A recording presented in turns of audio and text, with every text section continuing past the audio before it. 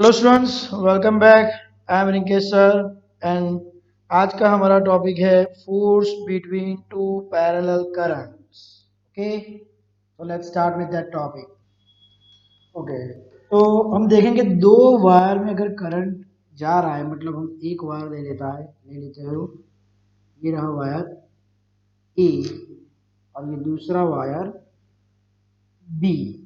Okay, दोनों में current flowing, let the current flowing here is I A और दूसरे में करंट फ्लोइंग है I B.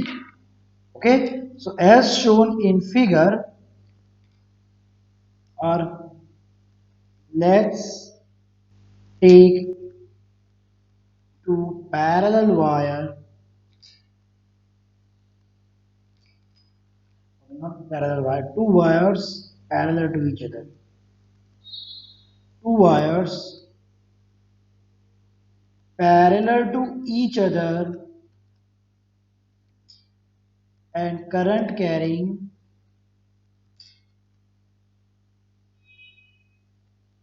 IA and IB.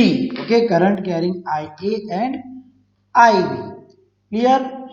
Now, see the current is flowing in wire A. Wire A में current जा रहा है, तो अगर मैं right hand thumb rule apply करूंगा तो मेरी फिंगर्स इस डायरेक्शन में रोटेट होंगी। ओके, और थंब इस डायरेक्शन में अगर मैं ले लूंगा,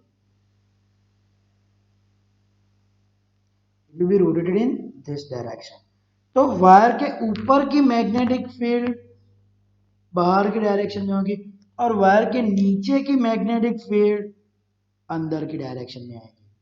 ओके, तो हम सबसे पहले फाइंड कर देते हैं कि वायर ए और बी दोनों में करंट, तो ए की वजह से बी के वायर पे मैग्नेटिक फील्ड कितनी है। तो हम distance between this two wire, distance इस दो वायर के बिटवीन का डिस्टेंस हम ले लेते हैं डी।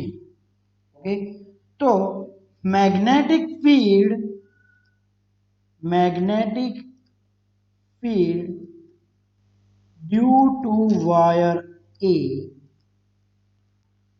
एट वायर बी, वो क्या होगी, बी क्या है formula, mu zero I upon two pi D.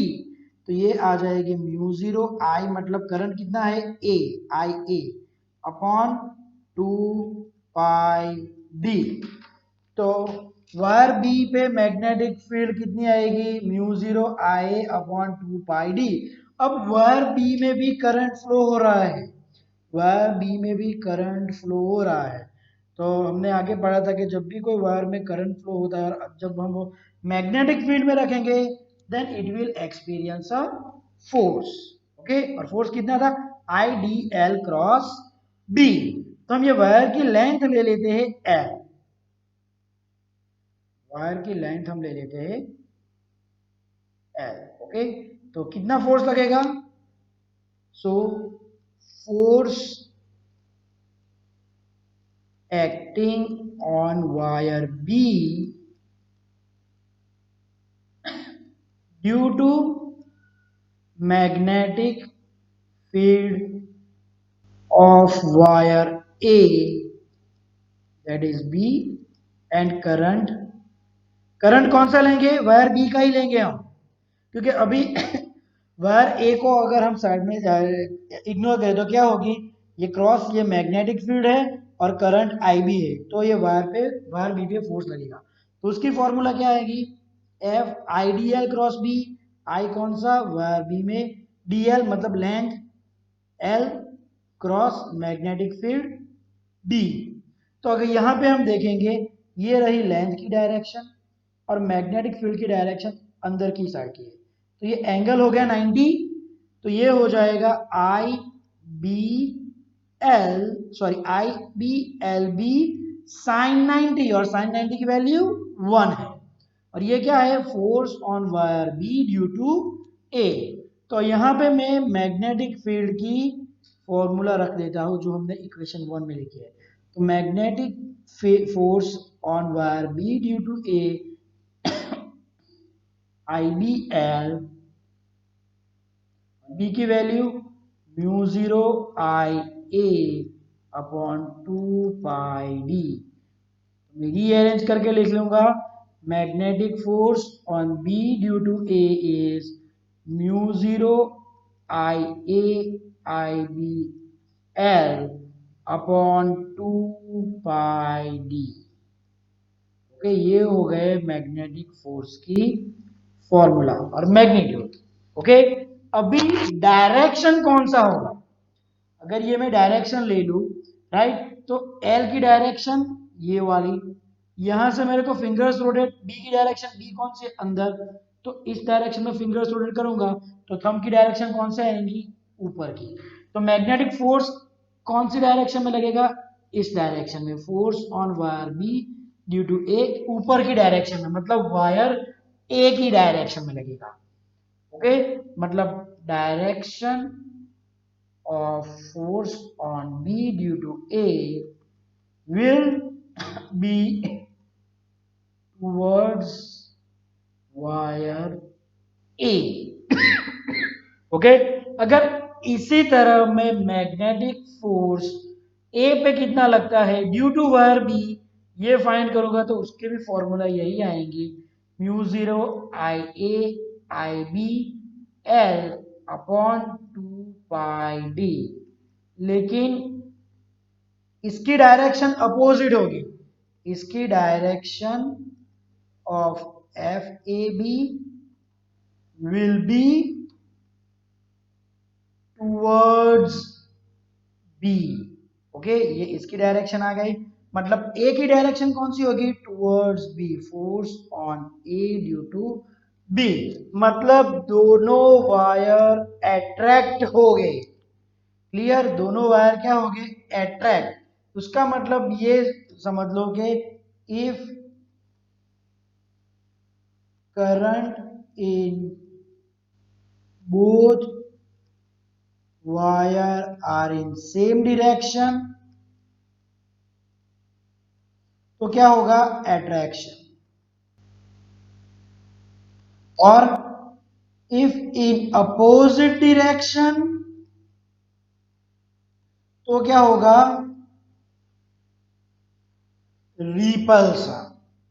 Okay, तो हो जाएगा रिपल्सन। मतलब याद रखो, दो वायर पैरेलल है, अगर दोनों वायर में सेम डायरेक्शन में करंट जाएंगी तो दोनों वायर एक दूसरे की तरफ अट्रैक्ट हो गए, और दोनों वायर में अपोजिट डायरेक्शन में करंट जाएंगी तो दोनों वायर एक दूसरे से रिपेल होगी। क्लियर। और मोस्ट ऑफ द क्वेश्चन में force acting per unit length पूछा जा रहा है, तो force acting per unit length की फॉर्मूला मैं यहाँ पे लिखूंगा, एफ बाई एल, वो आ जाएंगी mu zero I A I B upon 2 pi D. वहां आई ए और आई बी, वायर ए और वायर बी में करंट की वैल्यू है, और डी दोनों वायर के बीच में डिस्टेंस है। ये हो गई force acting per unit length. Force acting per unit length. Okay, तो मैं रिपीट कर देता हूं, मैंने क्या किया? I took two wires A and B, दोनों वायर पैरेलल, वायर ए में current I A, wire B में करंट आई बी। तो पहले हम ले लेते हैं कि वायर ए में करंट आई ए जाता है, तो वायर बी की पोजीशन पे मैग्नेटिक फील्ड आएंगी। Right hand thumb rule use करूं तो उसकी डायरेक्शन अंदर की साइड होगी, और magnetic field due to wire क्या है? उसकी formula at a distance D, mu zero I A by 2 pi D. तो ये आ गए मैग्नेटिक फील्ड की formula due to wire A at wire B. तो अभी जो वायर बी है उसकी पोजीशन पर मैग्नेटिक फील्ड भी है और उसमें करंट आई आई बी है, तो उस पर फोर्स लगेगा, फॉर्मूला आईडीएल क्रॉस बी। तो force acting on wire B due to A, I B L cross B. तो बी की वैल्यू रख दी तो मेरे को आंसर मिल गया, force acting on B due to A mu zero I I B L upon 2 pi D. और डायरेक्शन कौन सी होगी? टुवर्ड्स ए, वायर ए की तरफ। इसी तरह अगर वायर ए पे फोर्स फाइंड करेंगे तो उसकी फॉर्मूला भी सेम आएगी, mu zero I I I B L by 2 pi D. Okay, लेकिन उसकी direction towards B, means this is following Newton's third law. Right, दोनों की फोर्स का मैग्नीट्यूड सेम है। देखो, F A B is equal to F B A, लेकिन अगर मैं वेक्टर ले लूंगा तो क्या आ जाएगा, माइनस, मतलब सिर्फ डायरेक्शन अपोजिट है। ओके, और दोनों वायर में करंट अगर सेम डायरेक्शन में होगी तो दोनों वायर एक दूसरे की तरफ अट्रैक्ट हो गए, अगर दोनों वायर में करंट अपोजिट डायरेक्शन में होगी तो दोनों वायर एक दूसरे से रिपेल होगी। Clear?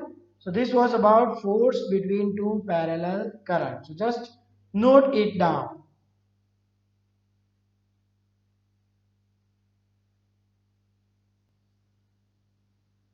Okay, students. So that's it for today.